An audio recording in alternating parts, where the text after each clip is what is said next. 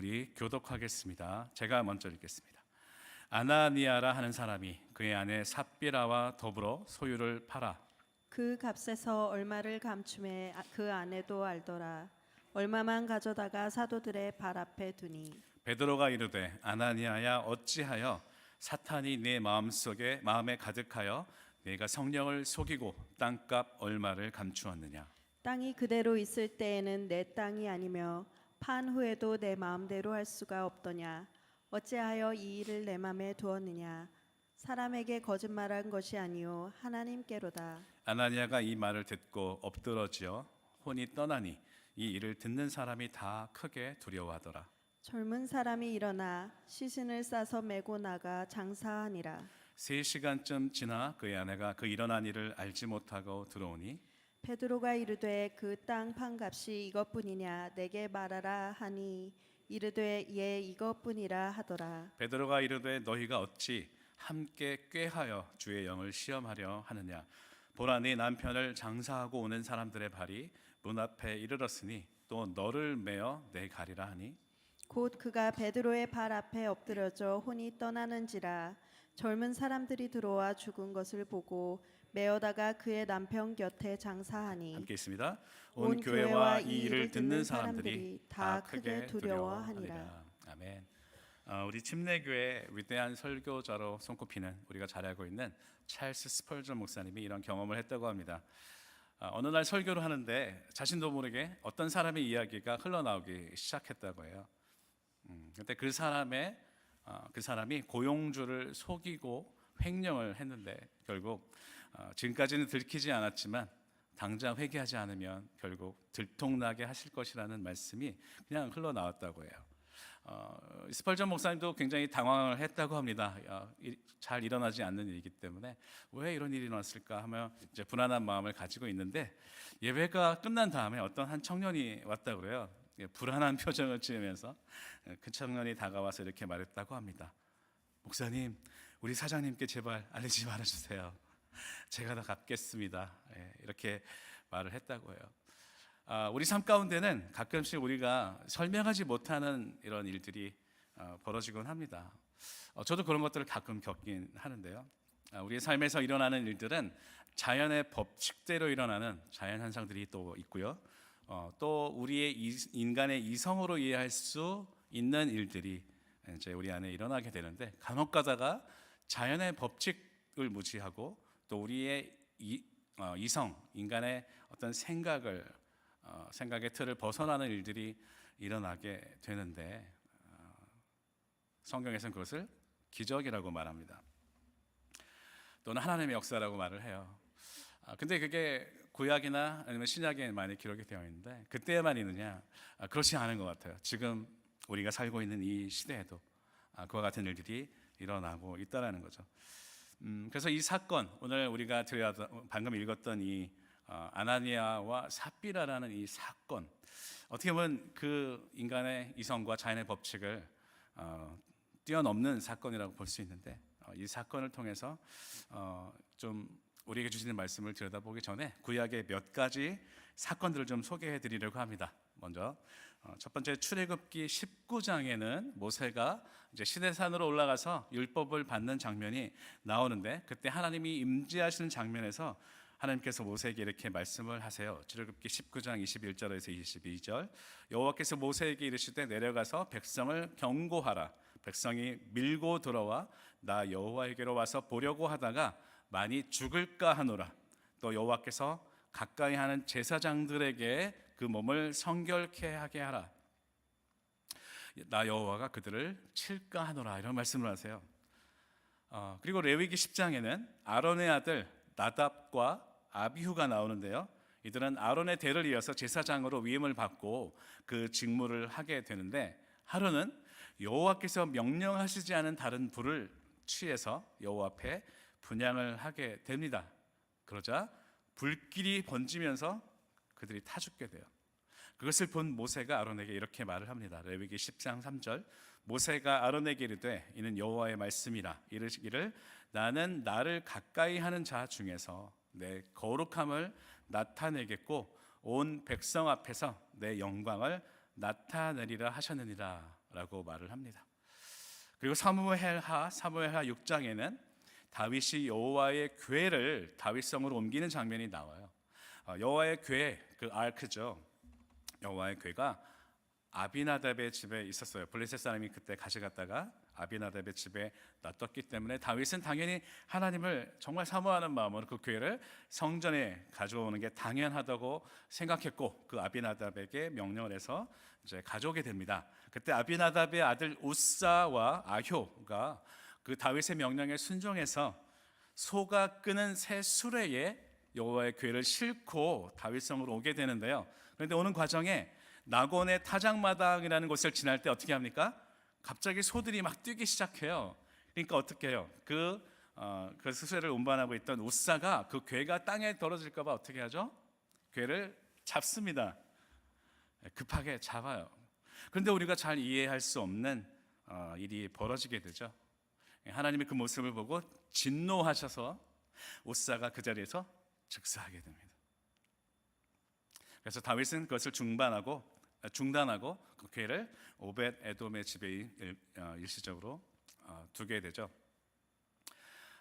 우리는 이 기록을 보면서 좀 고개를 갸우뚱하게 됩니다. 하나님은 자기가 맡은 일을 충실하게 감당하고 있던 이 우사를 왜 치셨을까요? 민수기 7장 9절에 보면 여호와의 궤를 운반하는 방법에 대해서 기록이 되어 있습니다. 여호와의 궤는 거룩한 것이기 때문에 다른 사람들이 보지 못하도록 천으로 덮게 되어 있었고요. 네 사람이 어깨에 메어서 운반하도록 되어 있었습니다. 그런데 다윗은 수레에 실어서 운반하고 있었어요. 어디서 배운 걸까요? 그 전에 블레셋이 그 궤를 수레에 옮겨서 운반하는 것을 다윗이 봤기 때문이죠. 좀 더 그럴듯해 보이는, 좀 더 멋있어 보이는, 좀 더 이렇게 운명의 그런 힘을 빌어서 그럴듯해 보이는 방법으로 다윗은 옮겼던 거예요. 그리고 민수기 4장 15절에 보면 여호와의 궤를 매는 일은 고핫 자손이 하게 되어 있습니다.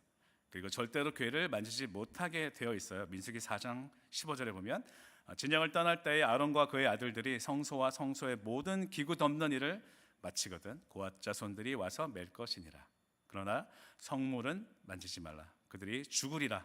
회막 물건 중에서 이것들은 고핫 자손이 맬 것이며, 그래서 고핫 자손이 직접 매게 되어 있는데 그것을 순종하지 않고 수레가 옮겼고요. 그리고 만졌습니다. 성소와 성소의 모든 물건들은 거룩한 것입니다. 그것을 만지면 죽게 된다는 거죠.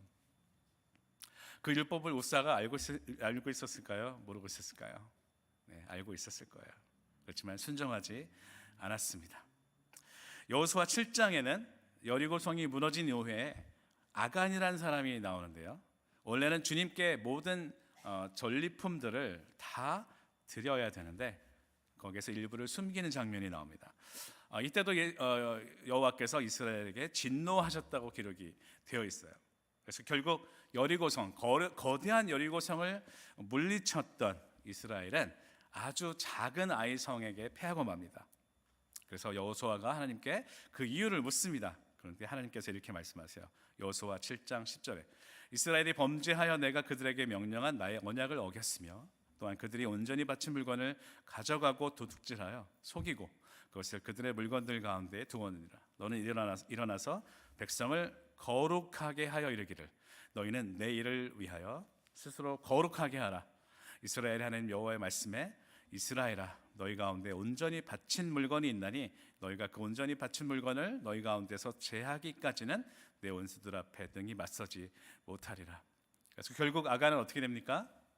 여호와 앞에서 그 죄가 드러나서 잡히게 됩니다. 그리고 그가 가지고 있던 감추고 있던 전리품들과 함께 돌로 쳐 죽임을 당하고 그리고 불사름을 당하게 되죠. 그곳이 바로 그 유명한 아골 골짜기예요. 제가 말씀드린 이 몇 개 이야기를 들으시면서 어떤 생각이 드시나요? 하나님은 정말 사랑과 은혜가 충만한 분이신데 그래서 우리의 죄를 보면서도 노하기를 더디하시면서 기다리시는 분인데 알고 보니 좀 무서운 생각이 들지 않으세요? 또 한편으로는 하나님이 정말 이 거룩함이라는 것에 대해서는 많이 민감하시구나 이런 생각을 우리가 하게 됩니다. 그래서 오늘 우리가 읽은 말씀도 같은 분위기인 것 같아요. 이 아나니아와 삽비라의 이 비극적인 이야기는 어쩌면 우리가 성경 말씀 가운데서 가장 이해하기 힘든, 받아들이기 힘든 내용이라고 우리가 생각할 수 있습니다. 예수님을 따르는 리더십 중에 하나였을 거예요. 아마 그 오순절의 다락방에서 함께 기도했던 120명의 그 문도 중에 들어갔던 사람들로 우리가 추측을 합니다. 이 아나니아와 삽비라의 거짓말에 대한 이야기. 왜 하필 초대교회가 막 지금 성장하고 있고 많은 사람들이 구원을 받으며 점점 더 제자가 되기로 헌신하고 있는 이 좋은 분위기에서 왜 이렇게 섬뜩하고 무서운 이야기를 중간에 넣고 있는 걸까요? 왜냐하면 이 사건은 자신의 소유를 통해서 서로를 채우기 시작한 예루살렘 초대교회, 지난주에 말씀드렸죠. 자신의 소유를 팔아서 서로를 채우기 시작한 이 예루살렘 초대교회 가운데 본질이 무엇인지, 교회의 본질이 무엇인지를 깨닫게 하는 중요한 사건이기 때문입니다. 오늘 1절 말씀, 아나니아라는 사람이 그의 아내 삽비라와 더불어 소유를 팔아 그 값에서 얼마를 감춤해 그 아내도 알더라. 얼마만 가져다가 사도들의 발 앞에 두니.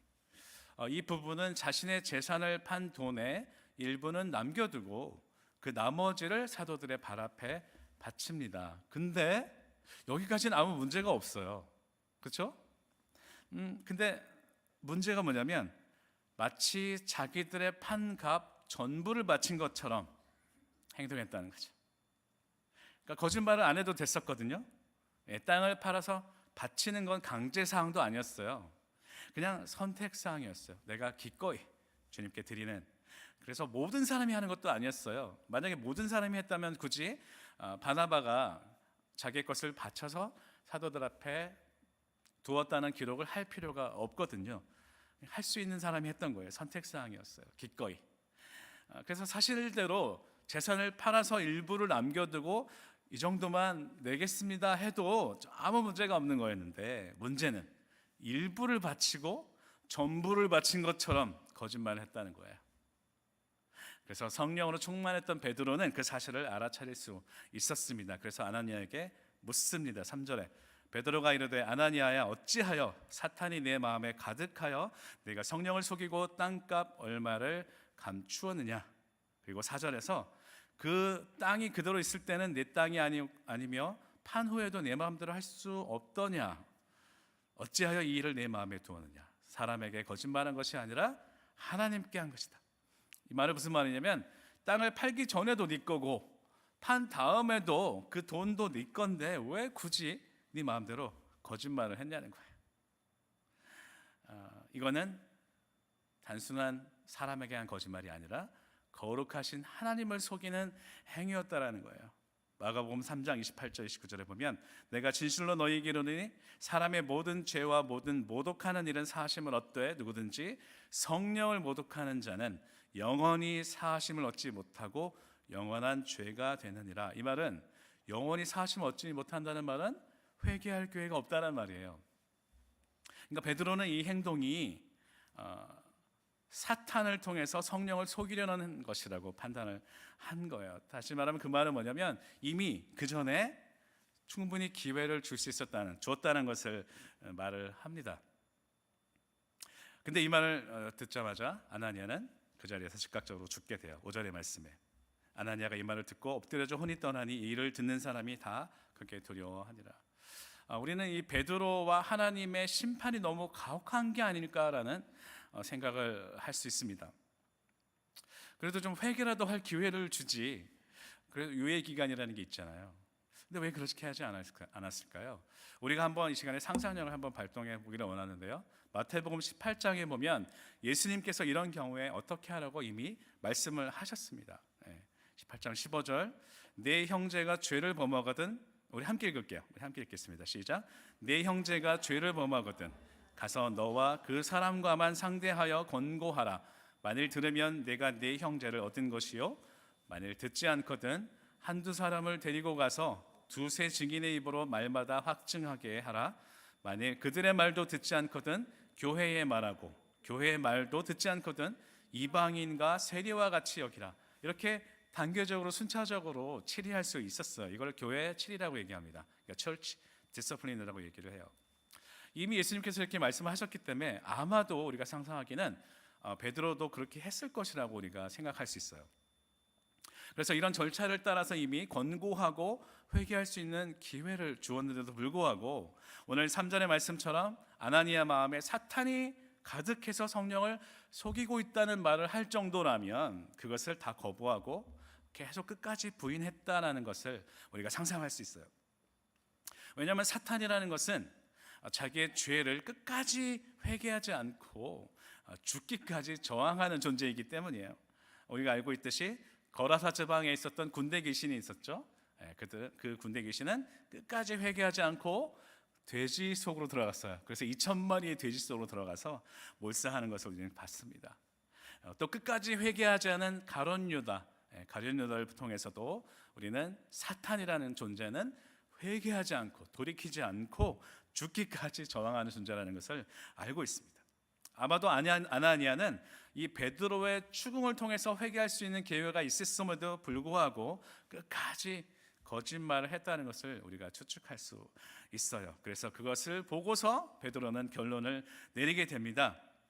사탄의 도발이라고 결론을 내리게 되는 거죠. 그리고 그걸 증명하는 사건이 뭐예요? 바로 이 성령님께서 이 아나니아의 영혼을 즉각적으로 떠나가게 하셨다는 것이 바로 그것을 증명하는 거죠. 우리가 이 사건을 통해서 알 수 있는 사실이 있습니다. 성령 충만한 초대교회와 같은 곳에서도 이렇게 사탄의 도전이 일어날 수 있다는 거예요. 사탄은 인간의 마음을 점령해서 하나님께 도전하게 하고 저항하게 만드는 존재라는 것입니다. 에베소서 2장 1절에서 2절 보면 그는 허물과 죄로 죽었던 너희를 살리셨도다. 그때의 너희는 그 가운데서 행하여 이 세상 풍조를 따르고 공중의 권세 잡은 자를 따랐으니 곧 지금 불순종의 아들들 가운데서 역사하는 영이라라고 말을 했습니다. 이 사탄의 영이 그런 존재라는 거죠. 그래서 지난주에도 말씀을 드렸어요. 우리가 드리는 11조는 구약 시대에 드렸던 의무조항이라기보다는 공동체를 세우기 위해서 드리는 자발적인 우리의 헌신입니다. 신약 시대에 와서는요. 평균적으로 우리가 가진 한 10분의 1 정도를 드리게 되면 교회가 건강하게 유지가 될 수 있고 하나님께서 우리에게 맡겨주신 그 하나님 나라의 사명을 감당할 수 있기 때문에 우리가 힘닿는 대로 11조를 드리고 있는 거죠. 그런데 그 자발적인 예물을 드리는 가운데 우리에게 이런 아나니아와 같은 이 삽비라와 같은 생각이 들 수가 있다는 것을 오늘 우리는 생각해 봐야 된다는 거예요. 아니면 헌금뿐만이 아니라 우리의 어떤 봉사와 헌신도 마찬가지예요. 실제로는 그렇지 않으면서 지금 내가 할 수 있는 최선의 헌신, 최선의 헌금을 드리고 있다는 생각, 이 아나니아와 삽비라의 생각이 그렇게 먼 현실이 아니라는 거예요.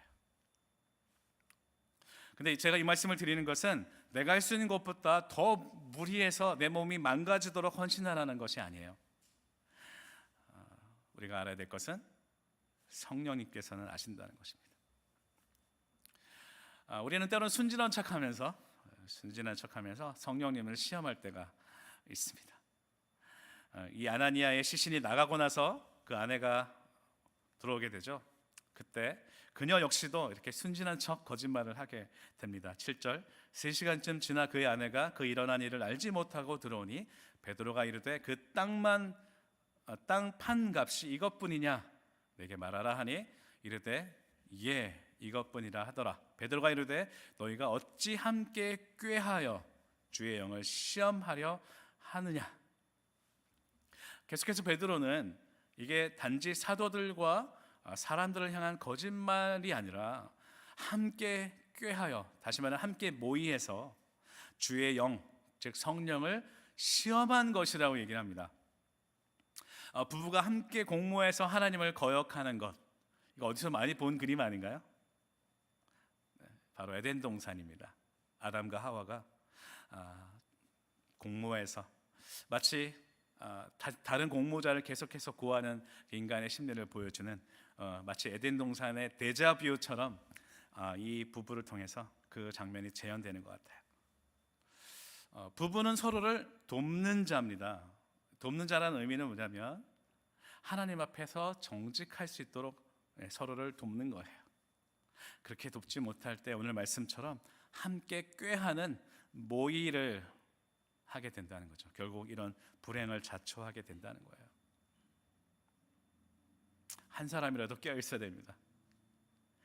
그리고 죄악이라는 것은 공모자들을 계속해서 만들어내는 속성을 가지고 있어요. 그래서 한참 놀라운 치유와 정말 회개와 서로의 것을 나누는 공동 소유가 일어나고 있는 이 초대 교회의 활기차고 정말 이런 은혜로운 분위기 속에서 뜬금없이 나타난 이 사건이 왜 그렇게 중요한지 이제 좀 감이 좀 잡히시나요?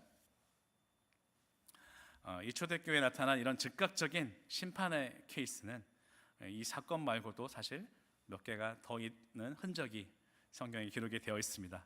고린도전서 11장 29절 30절에는 성찬을 하는 과정, 우리가 아는 말씀이죠 이미. 그래서 그리스도의 몸을 분별하지 못하고 마시는 자들에게 심판이 주어졌다는 말씀이 기록이 되어 있어요. 우리가 그냥 지나갔던 말씀인데 고린도전서 11장 29절 30절에는 이런 말씀이 있습니다. 주의 몸을 분별하지 못하고 먹고 마시는 자는 자기의 죄를 먹고 마시는 것이니라. 그러므로 그렇게 자기의 죄를 먹고 마시는 결과로 말이죠, 너희 중에 약한 자와 병든 자가 많고 잠자는 자도 있었다는 거야. 그러니까 초대교회의 성찬이 뭐였죠? 예수 그리스도의 환대, 그 사랑, 그게 성찬이었는데 그거에 순종하지 않고 먹고 마시는 사람들에게 이렇게 육신의 약함과 육신의 병과 더 나아가서 죽음으로 심판이 내려졌다는 것을 우리가 알 수 있다는 거예요. 또 고린도전서 5장에는 음행을 하는 자들을 하나님이 즉시 심판하셨다는 말씀도 있어요. 고린도전서 5장 3절에서 5절을 읽어보면 그러한 일을 저지른 자를 이미 심판하셨다고 합니다. 음행을 저지른 자들을요. 그래서 주 예수의 이름으로 여러분이 모여 있을 때에 나의 영이 우리 주 예수의 권능과 더불어 여러분과 함께 있으니 여러분은 그러한 자를 당장 사탄에게 넘겨주어서 그 육체는 망하게 하고 그의 영은 주님의 날에 구원을 얻게 해야 합니다라고 말하고 있습니다. 이미 초대교회에 이 아나니아와 삽비라의 사건 말고도 이러한 즉각적인 심판이 일어났던 것 같아요. 물론 다행스럽게도 그 이후에는 이런 기록이 없습니다. 다행스러운 것인지 모르겠지만 우리가 보통 일벌백계라는 말을 해요. 물론 일본에서 온 말이지만 그래서 우리가 사실 이렇게 좋은 말은 아닙니다. 한 사람을 벌함으로써 100명에게 깨닫게 한다, 경계를 준다, 이 말인데요. 이게 시범 케이스라는 말이죠. 근데 이것을 우리가 생각하는 어떤 힘으로 그렇게 시범 케이스로 하는 일벌백계로 우리가 생각하기 쉬운데 다시 한번 이 뜻을 한번 생각해 보기를 원해요. 그때 이 사건이 지나가고 그 후에 이런 기록이 없다고 해서 우리가 이것을 그냥 아무렇지도 않게 전혀 신경 쓰지 않아도 되는 것일까요? 그래서 다시 한번 그 의미를 살펴보기 위해서 처음에 말씀드린 그 구약의 사건들로 한번 넘어가 보겠습니다. 먼저는 거룩한 하나님의 임재가 있었던 그 시내 산에 사람들이 접근하지 못하도록 하나님께서 명령하셨죠. 그리고 두 번째는 거룩하신 하나님의 명령을 어겼던 아론의 아들들을 불이 삼키도록 하셨고요. 하나님의 거룩한 법궤를 만졌던 우사의 생명을 즉각적으로 데려가셨고, 여리고성의 전리품들을 감추어서 하나님의 거룩함에 도전했던 아간을 돌에 맞아 죽게 하신 하나님. 누가가 말하고 싶은 것은 바로 이 거룩함에 대한 하나님의 생각은 여전히 변함이 없으시다라는 것이에요. 그걸 누가가 지금 말하고 있는 거예요. 하나님의 임재가 있는 성전, 법궤, 하나님이 취하신 전리품, 이런 것들은 거룩함을 상징합니다. 그리고 그것에 대적한 사람들은 하나님께서 즉각적으로 응징하신 거예요. 초기 기독교는, 이 초대교회는 바로 성전과 같은 거룩함을 지니고 있어야 된다는 것을 이 누가는 사도행전을 통해서 말하고 있습니다. 고린도전서 3장 16절 17절 함께 한 목소리로 읽겠습니다. 너희가 하나님의 성전인 것과 하나님의 성령이 너희 안에 거하시는 것을 알지 못하느뇨. 누구든지 하나님의 성전을 더럽히면 하나님이 그 사람을 멸하시리라. 하나님의 성전은 거룩하니 너희도 그러하니라. 이 너희라는 것은 그리스도의 몸된 교회를 말합니다. 그 교회는 곧 하나님의 성령이 거하시는 하나님의 성전이라는 거죠. 지금 이 건물을 말하는 게 아니에요. 그리고 그 전에 있었던 구약 시대의 그 성전을 말하는 게 아니에요. 우리의 교회, 이 믿는 우리들이 바로 하나님의 성전이라는 거예요. 그래서 이 성전이 교회를 더럽히는 자들을 하나님께서 멸하시는데, 왜냐하면 그 성전은 거룩하기 때문이에요.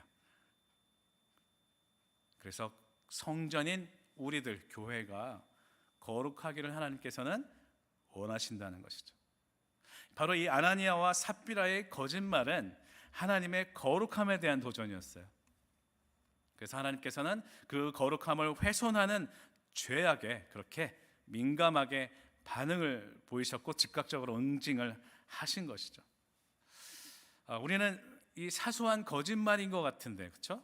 우리가 생각할 때 그냥 사소한 거짓말인 것 같은데, 이것을 위장한 사탄의 계략이 그 당시의 교회, 그러니까 구원받는 사람들이 날로 늘어나고 있는 이 초대교회의 분위기를 한 번에 무너뜨릴 수 있는 그런 힘이 있었다는 것을 기억해야 돼요. 그래서 이 사건은 사탄의 거룩함에 대한 도전을 즉각적으로 응징한 성령의 역사라는 것을 우리가 알아야 합니다. 만약에 이 즉각적인 응징이 없었다면 에덴 동산처럼 또 이 부분은 계속해서 그렇게 하나님의 거룩함에 도전할 공모자들을 모집했을 거예요. 계속해서 찾아다니며 확장시켰을 것입니다. 그리고 그렇게 복음을 전해야 될 초대교회는 순식간에 무너질 위험에 처했던 거죠. 그렇게 남편과 공모해서 성령을 시험했던 아내 삽비라는 남편의 뒤를 이어서 죽게 됩니다. 그리고 그것을 본 교회가 어떻게 되나요? 10절, 곧 그가 베드로의 발 앞에 엎드려져 혼이 떠나는지라 젊은 사람들이 그 들어와 죽은 것을 보고 매어다가 그의 남편 곁에 장사하니 온 교회와 이 일을 듣는 사람들이 다 크게 두려워하니라. 이 사건은 사람들에게 두려움을 가져다 주었어요. 그런데 이 두려움은 하나님의 거룩함이라는 본질을 사람들에게 확실하게 깨닫게 해주는 두려움이었어요. 이것은 오히려 하나님이 우리를 용서하셨다는, 우리의 죄를 용서하셨다는 그 은혜를 깨닫게 했고요, 그 은혜 때문에 우리가 더욱더 감사할 수 있게 하는 그런 순종의 마음을 심어주게 되었어요. 우리가 예배할 때 주님 앞에 선다는 것은 무엇이냐면 한없는 사랑을 베푸시는 그 하나님 앞에 서는 것과 동시에 악한 것을 멸하시는 공의의 하나님 앞에 서는 것이라는 것을 우리가 깨달아야 합니다. 그래서 시편 기자들이 어떻게 기도를 했죠? 그 공의의 하나님께서 악인들을 심판해 달라고 시편 기자들이 기도를 했습니다. 그 말은 다시 말하면 그렇게 심판하신 하나님께서 우리도 심판하실 수 있다는 것을 깨달아야 한다는 거예요. 우리가 죄악 가운데 있을 때 우리 또한 심판하실 수 있다는 것을 초대교회는 깨달았습니다. 그리고 그 두려움을 가지고 주님 앞에 경외함으로 서게 되었어요. 그래서 우리가 오늘 읽지는 않았지만 12절에서 16절까지를 보면 어떤 말씀이 나오냐면 사도들과 믿는 사람들이 이 사건의 충격 이후에 더욱더 거룩한 두려움을 갖게 됩니다. 다시 말하면 하나님에 대한 경외함으로 이것을 받아들이고 난 다음에 어떻게 되었다고 했냐면 더욱더 한 마음으로 주님 앞으로 나가게 되었다고 기록이 되어 있어요. 사탄의 도적과 공격이 성령 앞에서 무참히 패배당하는 것을 지켜본 이 초대교회 성도들은 더욱더 한 마음으로 모이게 됩니다. 그리고 그 소문을 들은 유대인들은 두려움으로 감히 그들의 모임에 끼지도 못했어요. 그렇지만 백성들은 오히려 그들을 칭찬하기 시작했습니다. 그리고 이 사건을 통해서 경건한 두려움을 깨달은 사람들은 더욱더 늘어나게 됐고요. 그리고 하나님 나라의 운동을 이끌었던 이 베드로, 이 리더였던 이 베드로가 지나갈 때면 어떻게 했다고요? 그 그림자라도 덮이면 내 병이 나을 것이라는 기대를 가지고 이 사람들은 가까이 오게 되었어요. 그렇게 예수 그리스도의 능력이 더욱더 드러나게 되었습니다. 말씀을 정리하겠습니다. 하나님은 죄악으로 세워진 힘의 나라가 아니라 사랑으로 세워진 하나님의 나라를 새롭게 세워가시는 그 시작점에서 항상 이 거룩하심을 강조하셨어요. 그리고 그 거룩함에 대적하는 것들을 응징하셨다는 것을 알 수 있습니다. 다시 한번 아까 그 구약의 4가지 사건으로 다시 돌아갈게요. 자, 출애굽 이후에 모세를 통해서 하나님 나라를 새롭게 세워가시는 과정이었죠, 그렇죠? 출애굽이라는 것은. 그래서 그 새로운 하나님의 나라를 시작하는 시점에서 하나님께서는 시내산에서 그 거룩한 광채를 드러내시면서 백성들을 성결케 하라고 명령하신 거예요.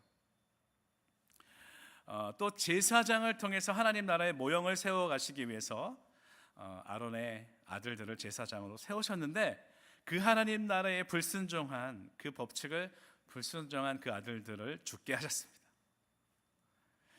그리고 가나안 땅에서 하나님 나라를 이제 새롭게 시작하시려고 그 가나안 땅으로 진격해 들어갈 때에 그 하나님의 거룩함에 도전했던 아간을 돌에 맞아 죽게 하셨어요. 그리고 마지막으로 다윗을 통해서 하나님 나라를 새롭게 세워가시는 그 시점에서 하나님의 거룩한 법궤를 만졌던 옷사를 즉각적으로 데려가셨습니다. 이제 이 말씀, 예수 그리스도로 새롭게 세우신 그 하나님의 나라, 초대교회 공동체가 시작하는 이 시점에서도 어떤 일이 일어난 거예요? 바로 아나니아와 삽비라의 일이 벌어진 거예요. 그 거룩하심에 저항하는 거짓말의 즉각적인 응징으로 하나님께서 심판하셨다는 거죠. 다시 말하면 하나님의 거룩함에 대한 도전을 하나님께서는 지금도 멸하기를 원하신다는 거예요. 2000년이 지난 지금 언젠가부터 우리는 구약의 그 공의의 하나님, 응징하시는 하나님에 대해서 말하는 걸 싫어하게 됐어요. 듣는 걸 싫어하게 됐어요. 그리고 우리는 하나님의 거룩한 성전을 세상의 탐욕으로 뒤엎었던 유대 지도자들 향해서 채찍을 들고 뒤집으셨던 그 그리스도의 분노는 잊으려고 하면서 마음씨 좋고 좋은 것을 모든 것을 허용하시는 그 하나님의 그 사랑의 하나님만 기억하려고 하는 우리들의 모습을 발견하게 됩니다. 그런데 하나님은 사랑만 하시고 심판할 줄은 모르시는 분이 아니에요. 인간의 죄악에 끝까지 눈 감아 주시는 분이 아니라는 거예요. 하나님은 우리를 사랑하시지만 동시에 죄에 대해서는 심판하시는 공의의 하나님이라는 것을 우리는 기억해야 합니다. 제가 어떤 분의 이런 설교를 들은 적도 있어요. 하나님께서는 우리를 끝까지 기다려 주시는 분이야. 우리가 어떤 죄를 짓더라도 기다리시는 분이야. 그러니까 한번 죄를 끝까지 져봐. 이런 설교를 제가 들은 적이 있어요. 결국에 수많은 청년들이 그 말을 듣고 죄악의 길로 빠지고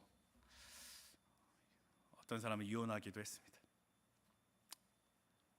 물론 다시 돌아온 사람도 있어요. 하나님의 은혜로. 베드로가 어떻게 설교했나요? 십자가에서 죽으시고 부활하시고 그래서 하나님이 주와 메시아로 삼으신 그 예수 그리스도가 온 세상을 회복시키고 지금 다스리신다고 얘기했어요. 그래서 그 사실을 믿는 사람은 예수 그리스도가 그 능력으로 죄악을 심판하시는 분이라는 것도 분명히 알아야 합니다.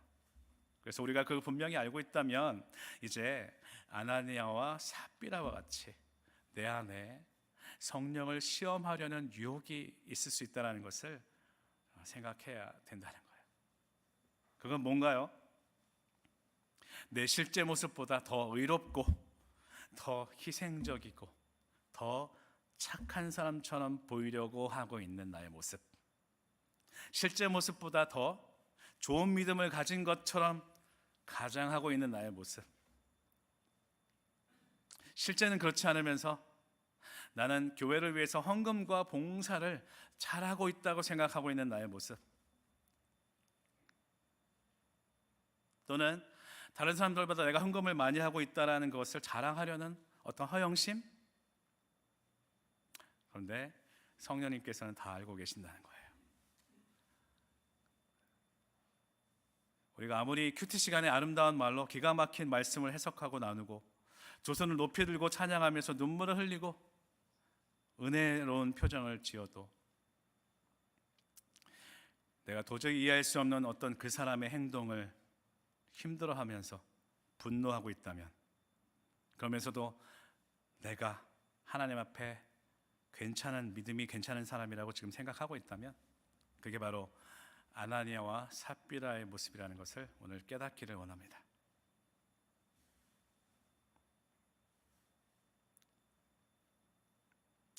우리는 항상 내가 문제라고 지적하는 그 사람을 그 사람이 문제라고 생각해 왔어요. 그래야 내 마음이 편하니까요. 그렇지만 오늘 성령 앞에서 나의 모습을, 나의 문제를 들여다볼 수 있는 그런 용기를 갖기를 원합니다. 오늘 말씀을 통해서 우리 세빛교회를 하나님의 나라로 이제 새롭게 또 세워가시는데, 그것을 방해하는 이 사탄의 즉각적으로 응징하실 그 공의의 하나님을 이 시간에 바라보기를 원합니다. 그래서 거룩한 하나님의 성전인 교회를 세워가기 위해서 거룩하신 하나님을 더욱더 사모하는 우리 모두가 되기를 주님의 이름으로 축복합니다.